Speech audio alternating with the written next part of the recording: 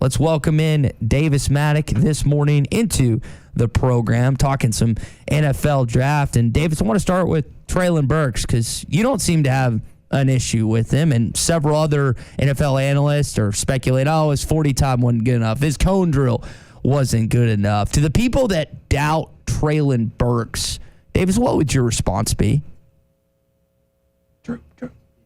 He didn't have the combine that I thought he was going to have, right? I mean, you watch about 2 minutes of his highlights or whatever, and you see him running away from SEC safeties, and you're like, yeah, that guy's going to have a great combine. But it's not like, this is not a guy who went into the combine and cost himself millions of dollars, right? Like there were a couple of guys who went into the combine, didn't run, or put on horrible time. I mean, just for example, Kyron Williams in Notre Dame, basically, I mean, he might go undrafted, how bad his combine was. David Bell, the wide receiver from Purdue, another one who cost himself a ton of money.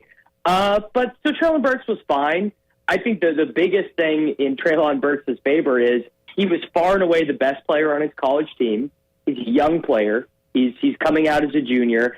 And, if you play fantasy football like I do, the combine might have helped him a little bit because now he's in the range where he could be drafted by the Cowboys, he could be drafted by the Bills, he could be drafted by the Chiefs, and those are all, obviously great situations. You bring that up, Davis. I was recapping some old Arkansas draft selections in the first round, and I watched the Darren McFadden being drafted by the old Oakland Raiders. I'm not talking about the Al Davis Oakland Raiders. I'm talking about the trash that sort of followed the all I do is win or win baby win. And it was a terrible situation. Tyler Wilson also found himself in that similar situation years later, another Arkansas player. You just brought up an excellent point. What team do you think would be the best fit for Treylon tonight? Well, I think the Chiefs would be the best fit because he wouldn't have to start right away. He wouldn't have to be asked to come in and be the man right away. So they have Marquez Valdes-Scantling who can play outside. They have Smith-Schuster who can play in the slot, and they have Hardman who can play anywhere across the front three. And so what that would do is it would just mean whatever Treylon Burks is excelling at as a rookie, it's not like any of those guys are so good they can't leave the field for a first-round pick. So if he's the slot guy, then Smith-Schuster is the backup slot guy. Or if he's crushing on the outside, then Hardman is the fourth wide receiver in the rotation.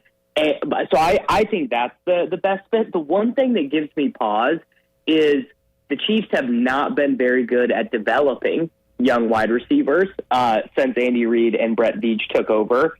So that gives me a little bit of a pause. I also think the Bills are a fantastic fit for his skill set. Yeah, we had someone on earlier this week, Austin Gale, that said something similar. Him and Stephon Diggs, I would love that combination. Josh Allen whipping some passes. But you mentioned something with just kind of the alignment of the Kansas City wide receiver room. And one of the knocks on Treylon is that he didn't line up against the best cornerback a lot at Arkansas. He was in the slot most of the time and didn't line up on the outside as much. So if you're looking at his tape, and we know that NFL cornerbacks and NFL coverage is a lot different from college. A lot of times the best corner will just follow whoever, the best player, wherever he goes.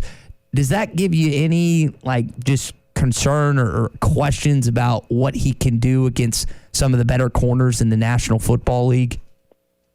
I mean, I think it gives me, I don't know, momentary pause. Maybe, in terms of ranking some of these wide receivers in my head, maybe I slightly prefer Garrett Wilson and Jameson Williams because they're a little bit more versatile. They spent more time playing against other teams' top corners. But I also think, that's kind of, it's maybe something that matters less now than it would have 5-10 years ago because look how many guys who are their team's best wide receivers are primarily slot wide receivers. I mean, Cooper Kupp just had the best wide receiver season ever, basically other than Calvin Johnson's one mega year, and he played entirely out of the slot. I mean, he's getting, trick plays designed to him out of the backfield. I think that we're sort of past an era in football where the goal is to have your best wide receiver line up one-on-one and just win in isolation. against the top corner. It's like it's the coach's job to get the wide receivers open. So I'm not really – I don't sweat it that much, especially because when Burks did face press coverage, he was really good against it. Davis Mattek, SportsGrid, talking a little NFL draft with us this morning. You bring up Jameson Williams. You bring up Garrett Wilson. Got a chance to watch the Buckeyes a time or two this season. I mean, that wide receiver room of Jackson Smith Enigma, Garrett Wilson, and also Chris Olave, unbelievable. Is one of those two guys the first one off your board, Williams or Wilson, Davis? Yeah, I think Wilson. I think Wilson probably goes first. I could see him going as early as 4 to the Jets. The one thing I have heard, though, as you know, we've been making these NFL draft prop bets and stuff, is that some teams really, really like Drake London, which I think is sort of interesting because that style of player is kind of going out of style in the modern NFL, which is sort of why he's like, you know, Garrett Wilson and Chris Olave and Jameson Williams, you know, and Jahan Dotson and a lot of these first-round wide receivers, you know, they're like 5'10", 185, 190, and then you have Drake London, who's huge, and Burks, who is bigger than them. But it's just sort of interesting to see how the ideal wide receiver size has changed in the NFL. Davis, I think the wide receiver class, specifically that's going to be taken in the first round tonight, is loaded. You just referenced several of them. I'm curious also where George Pickens, I don't know if he goes off the board tonight coming off his ACL injury like Jameson Williams, but he's another guy that I think could be a big pickup for a team. But, man, I am not high on this quarterback class. Neither are you. You don't have more than 4 quarterbacks being drafted last night, as you just referenced a prop bet. If you had to pick one of them, who do you think has the most NFL success? I mean, it's definitely Malik Willis. Malik Willis is the one who has the tools. He's still young. He's incredibly fast. I mean, he's got the cannon. I think people who are worried about his accuracy maybe haven't done as much of the research as possible because he like on a lot of like the PFF stuff, he actually was fairly accurate. So but you know, obviously very wide range of outcomes with him. But Pickett, Corral, Ritter, Howell, you know, Carson Strong, I don't really see a multi-year NFL starter out of any of those guys. I mean, Pickett is going to be 24 by the start of the season, and people are talking like he might be the first quarterback to go, which seems really bad to me. Ritter is a little bit interesting just because he's so fast, but he, again, was actually one of the guys that kind of struggled with accuracy. So it just is kind of, it reminds me of that 2013 class, the E.J. Manuel, Geno Smith class. That was not a good quarterback class at all. Some SEC guys I want to talk about. Let's start with Jordan Davis. Now, my roommate is a diehard Baltimore Ravens fan. That's where you have him right now going, and he loves seeing stuff like that. The guy I'm sitting next to is a big-time Ravens fan as well. How does Jordan Davis potentially fit in John Harbaugh's defense? I mean, it is just like he would be the most Ravens pick ever. They always have those great interior tackles. That's like what their defense is built on. They love generating pressure through the middle. And Jordan Davis is kind of one of those guys where like his stats were like not all that good. You go back and look at his stats at Georgia, and you're like, yeah, you know, he's good.